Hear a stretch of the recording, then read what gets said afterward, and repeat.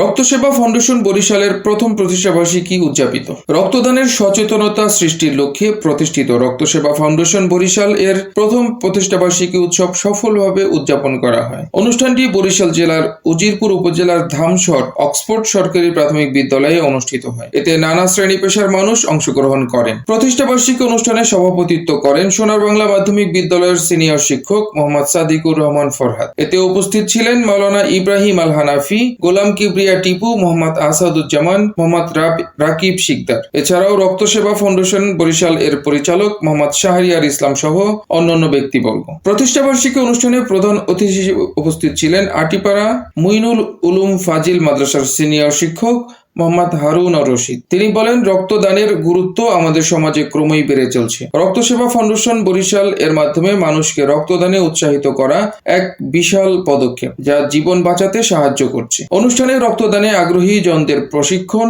ও উদ্বুদ্ধ করার জন্য বিশেষ সেশন অনুষ্ঠিত হয়। এছাড়া রক্তদাতাদের সংবর্ধনা জানিয়ে তাদের পুরস্কৃত করা হয়। ফাউন্ডেশনের সভাপতি বলেন, আমাদের লক্ষ্য শুধু রক্ত সংগ্রহ নয়, বরং রক্তদানের সচেতনতা বৃদ্ধি করা। আমাদের এই উদ্যোগে স্থানীয় জনগণের সহযোগিতা অনেক বড় ভূমিকা রাখছে।